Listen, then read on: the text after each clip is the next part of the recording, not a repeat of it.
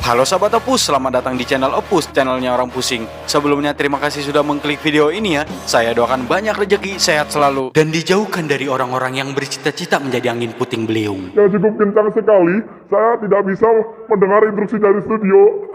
Anginnya cukup kencang sekali pemirsa. Bisa kita lihat. Tambah besar. Kembali ke studio karena ini sangat membahayakan. Kembali ke studio, anak. Masuk di video ke-8, saya akan merangkum kilas balik dari sosok idola saya, Tante Mary. Setelah pertemuan singkat dengan beliau kemarin sore waktu Indonesia bagian barokah, beliau menitip pesan agar tetaplah bernapas walau tidak berguna. Sekaligus merekomendasikan kisah inspiratif yang beliau tuang ke dalam sebuah novel berjudul Mary Riana, Mimpi $1 Juta, yang kemudian diangkat ke sebuah film dengan judul yang sama. Sebuah mimpi yang direalisasikan melalui perjuangan yang tidak semua beban ortu mampu melaluinya. Film ini dirilis pada tahun 2014 di Indonesia dan mendapatkan rating 6,6 di IMDb. Seperti apa orang pusing merangkumnya? Stay tune and tahu bulat pedau.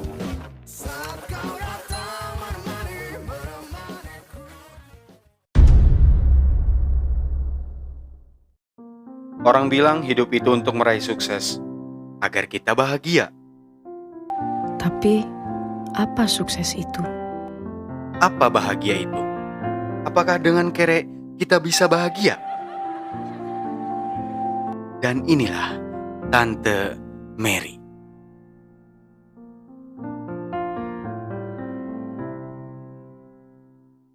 Hampir seluruh warga Medan, Jakarta, dan Surakarta diguncangkan atas peristiwa kerusuhan rasial terhadap etnis Tionghoa yang terjadi pada tahun 1998. Tidak terkecuali terhadap keluarga Mary Riana yang berumur 24 tahun pada saat itu. Mary adalah anak sulung dari pasangan Bapak Suwanto dan Ibu Linda. Dia memiliki 2 saudara laki-laki. Mereka adalah keluarga etnis Tionghoa yang harus menjadi salah satu korban kerusuhan pada saat itu.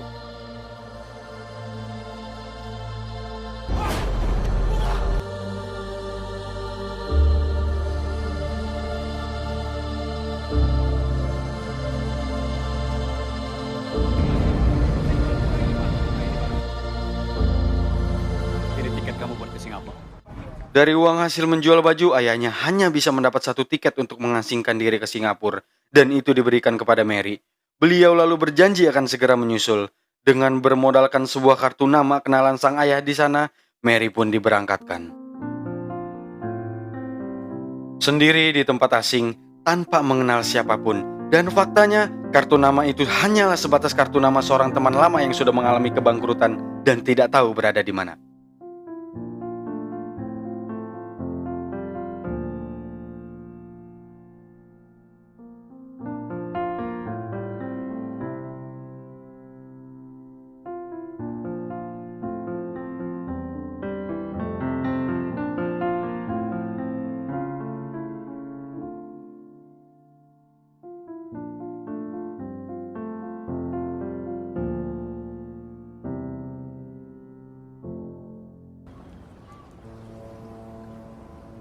Ada seorang wanita senja bernama Miss Nur. Ini beliau bersama kucingnya bernama Cookie.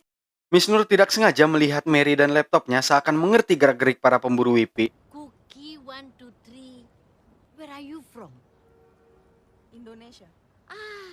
Saya boleh cakep bahasa.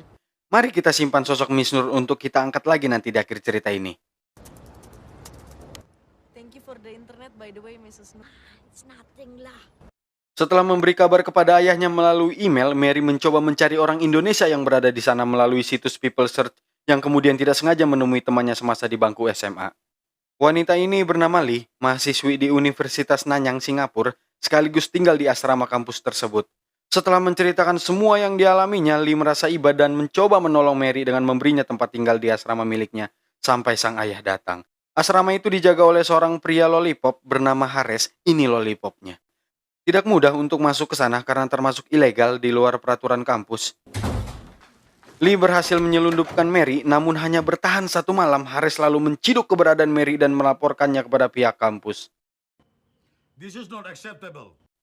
Menjadi sebuah masalah yang serius hingga Lee terancam dikeluarkan. Peraturan tetaplah peraturan. Selain mahasiswa, tidak boleh ada yang menginap di asrama. Segala akomodasi tersedia hanya untuk para mahasiswa atau mahasiswa baru yang datang dari negara lain untuk mengikuti tes. Mary ke sana bukan untuk berkuliah, sama sekali tidak ada rencana ke situ. Mendengar itu, Lee berinisiatif merekomendasikan dokumen milik Mary. Mau tidak mau, dia mengikuti tes gelombang masuk kampus agar menjadi salah satu mahasiswa di sana. Gue bukan mau kuliah. Yes, she has all the documents. 3 hari yang tersisa Mary gunakan untuk belajar dan hasilnya dia lulus dengan nilai 83,1 dan resmi menjadi salah satu mahasiswi kampus tersebut. Jangan menganggap ini hal baik, justru hidupnya akan semakin sulit. Mereka lalu kembali ke kantor administrasi. Di sana mereka diberitahu bahwa Mary akan menjalani masa perkuliahan selama 4 tahun dengan biaya per tahunnya $10.000, total $40.000. Sudah termasuk uang saku dan biaya asrama. Dari mana uangnya?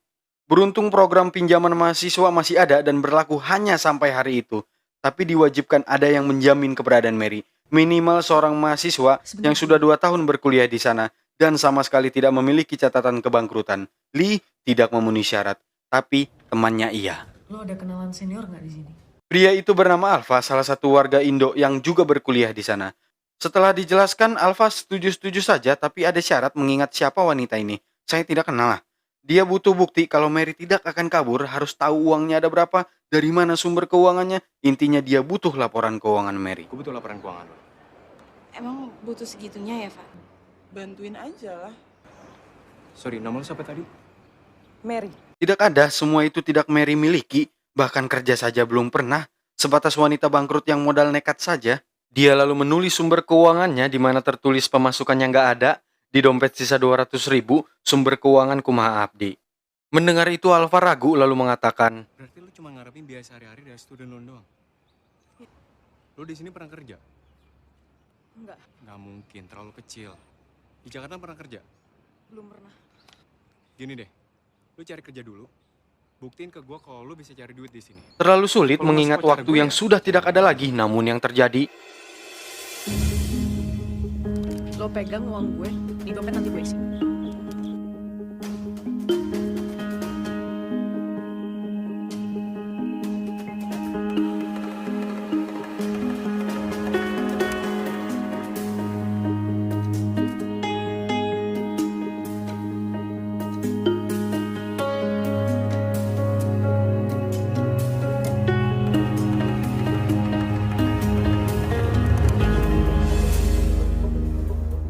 setelah mati-matian berusaha, semua menolak Mary termasuk almarhumah Tete Julia. Hingga yang terakhir dia mencoba kepada organisasi sosial bernama Save Heart dalam misi mencari donasi. Tidak mudah sebagai orang asing untuk mendapat pekerjaan di sana. Dibutuhkan surat izin untuk bekerja. Semacam izin dari Departemen Tenaga Lembur. Nyak meureun abdi kurang begitu mengerti juga. Yang pasti Mary berjuang hari itu hingga mendapat bayaran pertamanya. Miss, hey.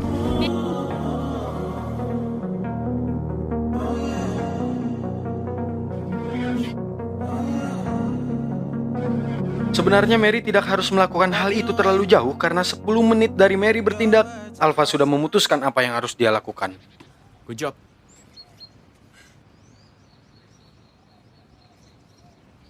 Nggak dilihat dulu isi formnya.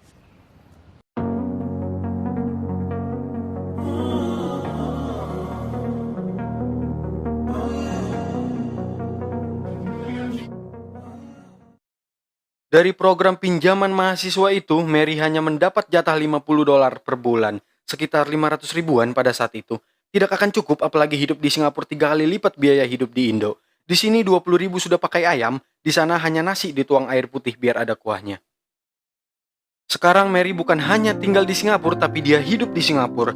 Hari-hari di luar kampus, Mary mengisi waktunya dengan bekerja di organisasi Save Heart dengan bayaran yang sangat kecil. Dari 4 jam bekerja, Mary hanya mendapat $10 per hari. Dan faktanya, Mary tidak memiliki surat izin untuk bekerja.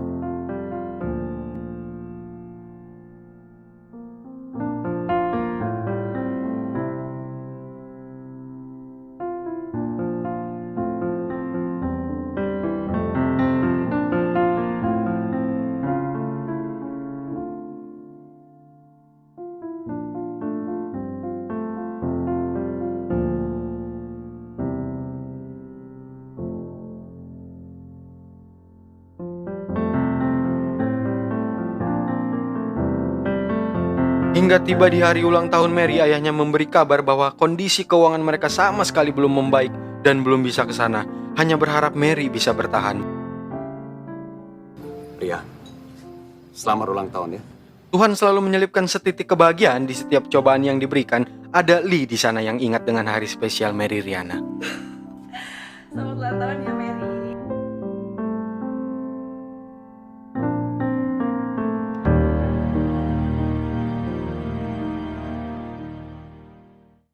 Ada kisah kecintaan juga di film ini hingga membuatku menggerutu. Jangan begini, saya sudah tebak akan seperti apa ini jadinya. Masih di hari yang sama terlihat Lee membungkus kado. Loh, mengapa dirimu membungkus kado di depan yang berulang tahun? Tanya Mary. Langsung alungkan saja kah dia? Ini buat Alfa. Sebagai sahabat, Mary dukung-dukung saja hingga memberi saran baiknya dibungkus atau dialungkan. Enggak, pede aja lah. You know what? Dia sukanya lihat barangnya langsung dan apa tujuan lo. Keesokan hari saat hendak mulai bekerja, Mary harus menerima kenyataannya bahwa keberadaan dia di sana sudah tidak bisa bertahan. Mereka tidak bisa mempekerjakan Mary lagi, dikarenakan pemeriksaan surat izin kerja. Sebagai penjamin, Alfa sering peduli dengan kondisi keuangannya sampai menanyakan uang sisa berapa, bisa bertahan berapa hari sampai dapat kerja lagi. Cukuplah. Film ini bukan hanya tentang perjuangan Mary dalam bertahan hidup di Singapura, tapi juga bagaimana dia bisa mendapat pendamping hidupnya di sana.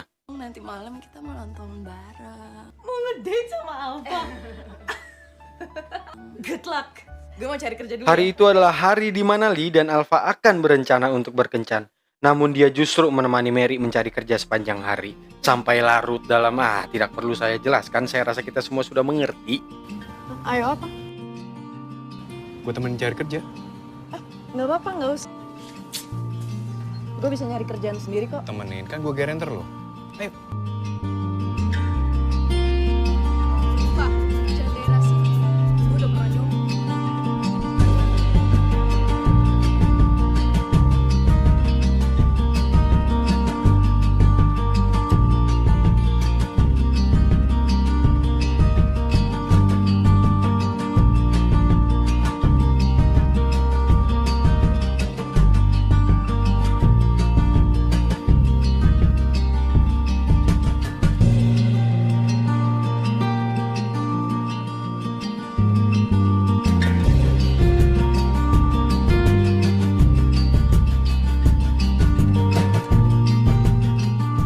Usaha hari itu tanpa hasil, tidak ada pekerjaan yang mereka dapat.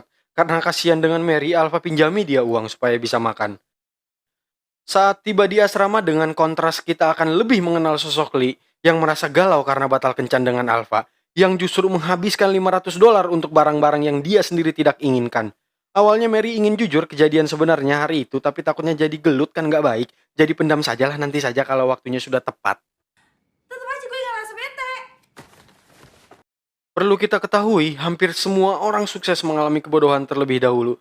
Tidak terkecuali Mary yang memutuskan untuk menjual laptop satu-satunya milik sang ayah, agar bisa invest di perusahaan investasi yang selama ini sudah dia pastikan bahwa itu adalah investasi nyata. Sukses forever namanya. Ada mobil mewah di depan kantornya. Lumayan meyakinkan. Setelah dijelaskan, Mary setuju dan bersedia menjadi salah satu investor di perusahaan tersebut. Each member you get to join by 10 and voila! You on it? What do you sell? Dreams! I'm ready. That's what I like. Mary memberikan $200 yang dia miliki dari hasil menjual laptop dan memulai tugasnya mencari 10 anggota dengan mengirim email sejenis broadcast ke banyak pengguna termasuk ke email Alfa. Dia lantas menemui Mary karena merasa ragu bagaimana mungkin invest $200 bisa jadi $1 juta dalam 5 tahun. Kalau memang benar begitu, semua orang pasti akan kaya. Alfa lalu mengajaknya kembali ke kantor tersebut untuk memastikan kalau memang benar dia akan bergabung. Namun yang terjadi...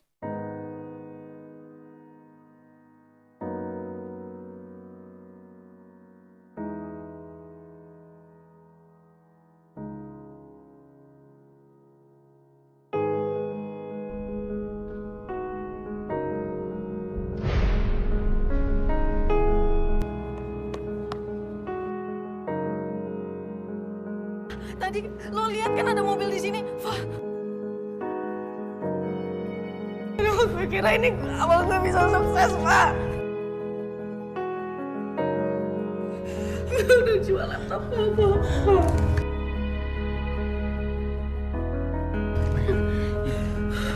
Hidup itu berhitung.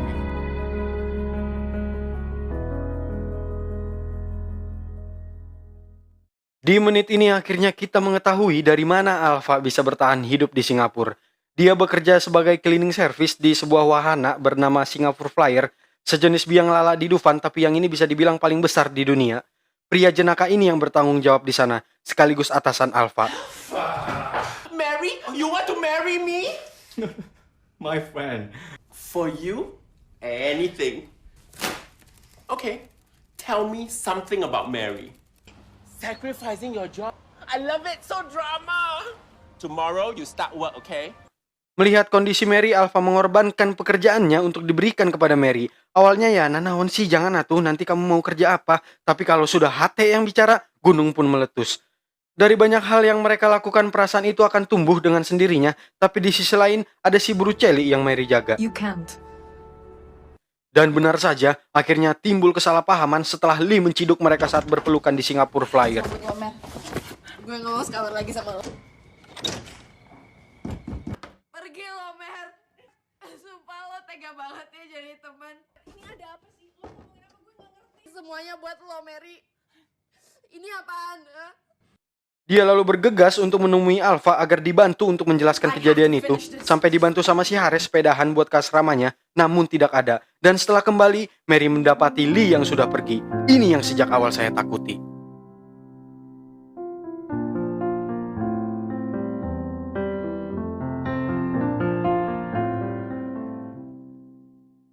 Hari-hari hubungan antara mereka bertiga memburuk, berkali upaya Alfa untuk mencoba meyakini Mary selalu saja gagal. Hingga pada suatu hari setelah dipaksa untuk coba denge orang sekedap, Mer, semua sudah semesta rencanakan. Kita tidak akan melalui semua ini bila saja saat itu diriku menolak untuk menjamin dirimu. Nyak gitulah kurang lebih. Setelah kembali membaik, Alfa menanyakan kondisi keuangan Mary yang kenyataannya masih kere. Dikarenakan sejak Lee cabut, dia menanggung sepenuhnya biaya asrama. Dia lalu merekomendasikan untuk investasi di pasar saham. Jadi bukan hanya mereka yang bekerja untuk uang, tapi uang juga bekerja untuk mereka. Semacam Oki Jali Dering gitu, koprok berkedok garis-garis riweh, kalau naik WD, kalau turun eleh. Kurang begitu paham saya juga, saat itu masih belum begitu terkenal, hanya orang-orang cerdas seperti mereka saja yang mengerti. Lu pakai handphone gue dulu deh. Gue bisa pakai handphone yang lama. Setelah tes sekali, 2 kali profit, Mary jadi depo terus profit, hingga kondisi keuangannya membaik dari investasi online itu, sampai mampu membeli laptop baru dan memilih resign dari pekerjaannya di Singapore Flyer. Hari-hari depo aja sambil belajar tentang garis-garis riweh, hubungannya dengan rekan-rekan kampus juga semakin membaik, sampai bisa nyumbang di acara tahunan kampus. Saat menemui Alfa di acara tahunan, ada beberapa percakapan yang akan membawa kita ke akhir cerita dari film ini. Di antaranya tentang penawaran magang di perusahaan asuransi kepada Mary dan sebuah janji pertemuan antara mereka berdua besok malam. Terselip rencana manis dari seorang Alfa terhadap Mary Riana. Sudah mendidih nampaknya perasaan itu. Sudah waktunya untuk diletuskan. Malam itu Mary datang, baik-baik saja, tidak ada yang salah untuk Mary, tapi tidak untuk Alfa. Malam yang manis itu Mary buka dengan hal yang tidak jauh dengan uang. Mulai dari, Thank you, Pak. Ini utang aku ke kamu. Ingat kan? Harusnya kita pasang aja di sini. Yang di pikiran kamu tuh cuma uang aja ya. Kita udahan aja masamnya.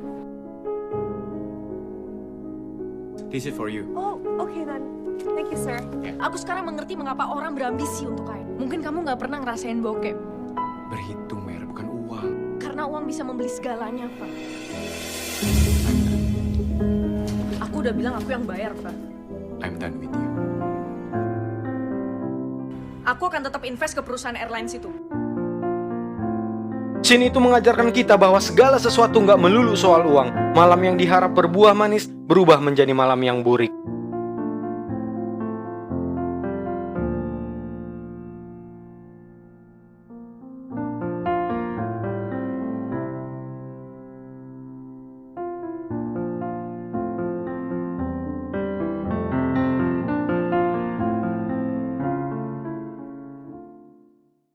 Tidak jarang Tuhan selalu memberikan pertanda untuk setiap cobaan yang hendak diberikan. Dan benar saja, hancur semua ludes karena keputusan yang terlalu nekat. Perusahaan airlines itu mengalami kebangkrutan. Lagi dan lagi, Mary Riana. Tidak hanya itu, masih ingat dengan tindakan broadcast Mary di Sukses Forever Bodong. Salah satu mahasiswa yang menerima email tersebut telah mengirim $200 ke rekening yang tertera dan melaporkannya kepada pihak berwenang atas kasus penipuan. Lagi dan lagi, Mary Riana. But that's not. Dia lalu dibawa ke kantor polisi untuk diperiksa karena tidak punya siapa-siapa. Akhirnya Alfa lagi yang jadi penjamin atas kasus tersebut.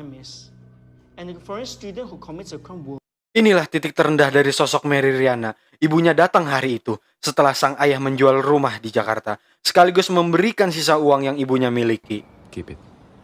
Tapi ini punya kamu, Fa. Aku nggak punya uang untuk bayarin ini. Kalau kamu ada apa-apa lagi, kamu bisa nelpon aku.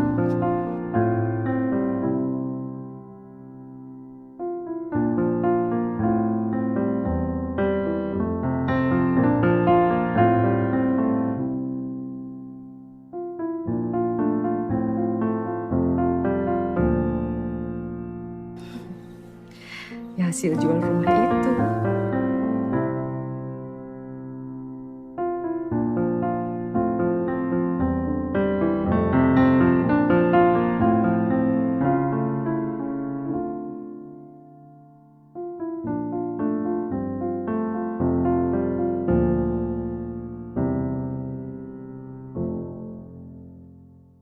Mary kembali melanjutkan hidup dengan uang $200 yang ibunya berikan. Dan masih ingat dengan penawaran kerja di bidang asuransi, Mary siap memulai semuanya. Dikasih bonus juga melihat sosok Mary Riana asli di film ini. Are you ready to face rejection? Yes. Tugas yang harus dia kerjakan adalah mencari orang yang siap untuk invest di perusahaan asuransi tersebut dengan komisi 20% dari total deal yang dia dapat. Yang artinya dia perlu mengumpulkan $1.500 satu hari. Jika satu orang invest 300, dia butuh 5 orang. Kalau satu orang 500, cukup 3 orang saja. Dengan riwayat penolakan yang sudah dia lewati selama ini, dengan yakin Mary memulai semuanya.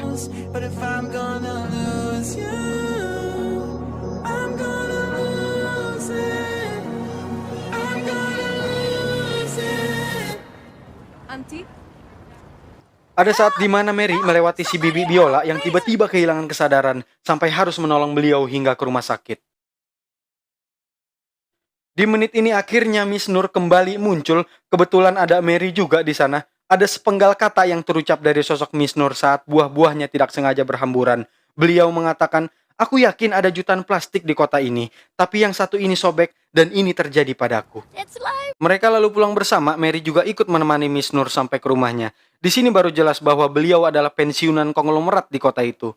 Miss Nur digambarkan sosok yang lembut dan bijaksana, sering tidak sengaja memerhatikan Mary di jalanan selama ini. Di jalanan? Mulung kali. Maksud saya, waktu kerja di Safeheart. Beliau penasaran dengan buku yang Mary bawa. Apa nih? Wow, banyak sekali tuh deh. 36. Apa nih? Asuransi. May I? Banyak sekali tuh deh.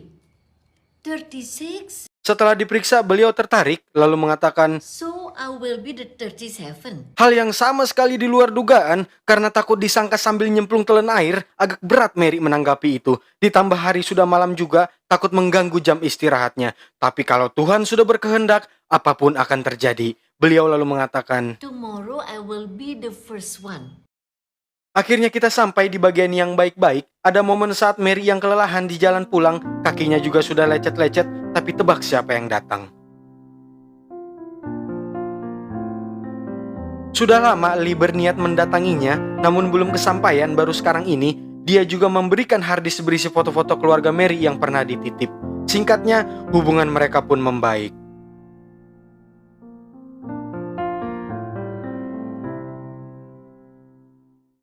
Ada dua hal yang ingin disampaikan Miss Nur. Yang pertama, dia sudah memiliki 3 perjanjian asuransi. Salah satunya adalah tempat Mary bekerja. Tapi, dari semua perjanjian itu, beliau tertarik dengan cara Mary menghitung kebutuhan beliau. Yang kedua, mereka yang membuat perjanjian itu lebih tua dari Mary. Yang artinya, kecerdasan tidak memandang usia. Tapi, mereka adalah konsultan keuangan yang sudah bersertifikat. Sementara Mary hanyalah seorang agen biasa. Beliau mau asalkan Mary sudah bersertifikat. Mendengar itu, Mary tidak tahu harus bagaimana lagi, yang kemudian mengatakan, bisnis ini bukan tentang kebutuhan saya. Di atas itu semua kebutuhan Mrs. Nur jelas lebih penting. Ya saat sudah, hendak kalau pulang, gitu, Mrs. keajaiban itu pun datang. Miss Nur mengatakan, "Oke, saya mau invest lewat you, karena saya suka kepribadian you." Saat ditanya berapa banyak, Miss Nur menjawab, $100,000.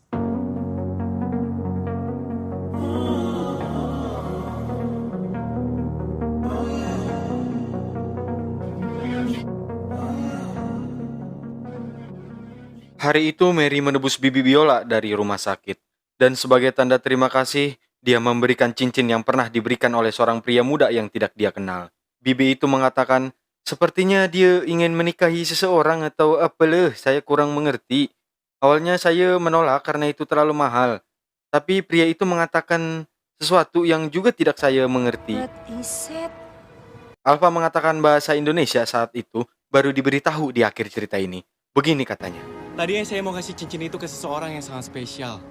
Tapi dia pasti cuma lihat harganya bukan makna dari cincin itu.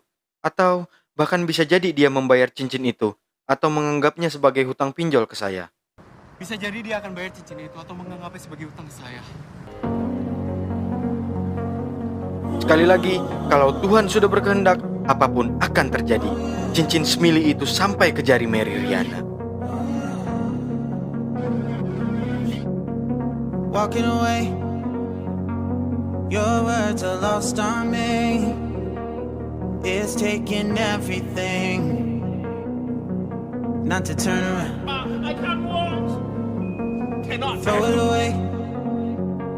See if you'll let go of me when you're not holding me. I can see it now. Hey, when I lose, but if I'm gonna lose you, I'm gonna lose it. I'm gonna lose it.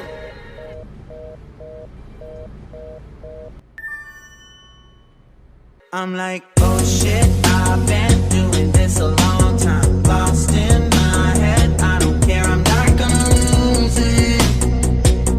I'm not gonna lose this. I'm up all day, all night, replaying our last fight. Now in hindsight, I don't care, I'm not gonna lose it. I'm not gonna lose this. Yeah, kinda hate myself sometimes. Everything was on the line. Didn't wanna be the one who had to say it. No, I can't move one at a time. Promise I'll put down my... Scene diakhiri dengan Mary yang menyelesaikan wisudanya dan jutaan pelajaran hidup yang siap menemani langkahnya menyempurnakan kesuksesan. Dan film pun berakhir.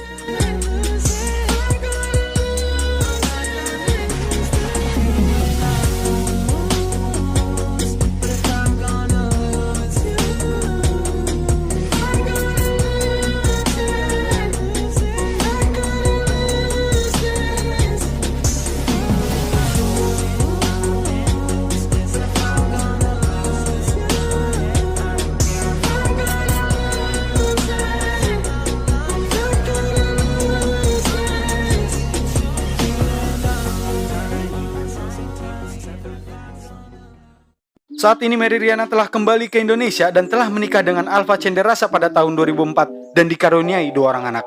Beliau sering membagikan aktivitas sehari-hari bersama keluarga melalui akun Instagramnya dengan 3 juta pengikut di @maryriana tidak pakai spasi. Selain menjadi motivator profesional, beliau juga aktif membuat konten podcast di channel YouTube-nya @maryriana. Saat ini beliau berumur 42 tahun dan sudah banyak meraih penghargaan. Salah satunya ajang Indonesian Choice Award pada tahun 2006 dengan kategori Digital Persona of the Year dengan hasil menang mutlak. Untuk informasi selengkapnya, kunjungi Wikipedia Mary Riana. Pelajaran yang bisa kita ambil dari film ini adalah penghalang terbesar untuk meraih kesuksesan adalah ketakutan untuk menghadapi kegagalan. Jadi, segera bangkit dan bersihkan gigi kuningmu. Saya Opus beserta jajaran alat recording dan sebungkus rokok Bose Mail mengucapkan tahu bulat pedau. Sampai bertemu di video selanjutnya sahabat Opus. Terima kasih.